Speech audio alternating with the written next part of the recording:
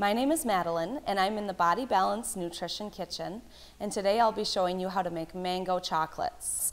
And for those of you who maybe you've never seen those chocolates before, you've never had them, they look just like this. You can see they're little squares. They kind of look like a chocolate bar, but they're frozen. You keep them in the freezer, and what gives them that mango flavor is protein powder called estrogen. And that protein powder, it's got the mango flavor in there. So let's just get started.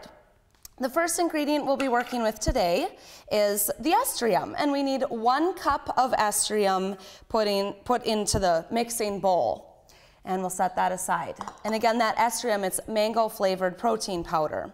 And then the second ingredient for today is almond flour, and we'll use 1/2 cup of the almond flour. And for any of you who maybe you don't eat almonds, or you don't like almond flour, or you're just looking for some variety, you could also use hazelnut flour or even maca powder. Any of those other nut flours can work as well, and either homemade or store-bought works. And for our third ingredient, we've got 1/2 cup of unsweetened cocoa powder. Be sure when you're buying your cocoa powder that it is really unsweetened. Sometimes when you're in the baking aisle at the store, there's all these different options of cocoa powder, and some of it is actually hot chocolate mix, and it's got sugar and a lot of other ingredients in there that you don't want in your mango chocolates. So you just look at the ingredient list on the cocoa powder, and it should say 100% cocoa, and even better, you get the organic version. Then for our next ingredient, we've got 2 teaspoons of almond extract and also 1 teaspoon of liquid stevia. I like to use the New Naturals stevia brand versus some of the other brands give it a little bit of a funny aftertaste. Then going back, let's back up a step. I put in 2 teaspoons of that almond extract. You could also replace that with 2 teaspoons of vanilla extract, or maybe just a touch, like maybe 1/2 teaspoon of orange extract or even lemon extract. Any of those different flavors go really well with the mango chocolates. And then I've also tried it with no extra flavors either, so you could just skip the extracts altogether if you choose. But today we're going with almond extract. Next up, we have our pasture butter, and I've already melted 3/4 cup of pasture butter. I melted that on the stovetop on low, and I also melted 2 tablespoons of coconut oil.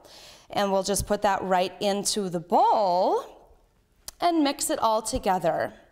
It's pretty easy to mix. The pasture butter and the coconut oil will create a pretty liquidy texture. But what you want to watch out for are chunks or lumps of the estrogen and lumps of the cocoa powder or the almond flour. And if you're using a fork or possibly even a whisk, you can really get all of that mixed in well. You just got to beat it up for just a couple of moments. And you know, I think that's actually plenty right there. So the next step is to pour it out onto the tray. I like to use one of these flexible cutting boards, but I've also used just a metal pan or a metal sheet. But the main thing you have to look out for is that it fits in your freezer. So if you've got a narrow freezer, you have to use a narrow sheet or a narrow pan. And we just pour it right out onto the tray. Now beware, this is pretty liquidy. So you want to pour it right into the center of the tray and be sure that it doesn't spill over the edge. Sometimes you might even like to use a tray that has edges, and that will help. Then, once you've got it all spread out, we're almost done. Just make sure it's nice and even on the tray. And you can see it really is pretty liquidy, kind of like melted chocolate or maybe a little bit like melted fudge, something like that. And we'll just spread it all the way out to the edges.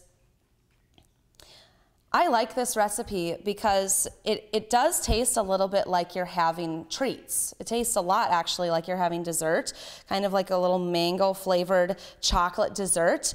But as you read on the blog, in the blog article, you can see there's a lot of health benefits from the estrium and from some of these other ingredients that we've got in the mango chocolate. So it's not just a dessert that gets you by, it's actually something that's good for your body.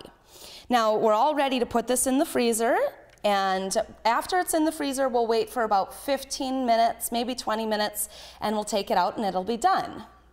It's been about 15 minutes, and the mango chocolates are ready to eat. Keep in mind that you can freeze your mango chocolates for longer than 15 minutes as well, because you store them in the freezer. So, once they're firm, take them out, cut them into squares, and then you might like to keep them in a glass Tupperware container or a different dish and just store them in the freezer. And you can see they're nice and firm, just little chocolate squares to eat. Go ahead and visit the blog at mybodybalancenutrition.com to read more about estrium and how these mango chocolates can work for you in your life. I'm Madeline from Body Balance Nutrition, and we'll see you next time.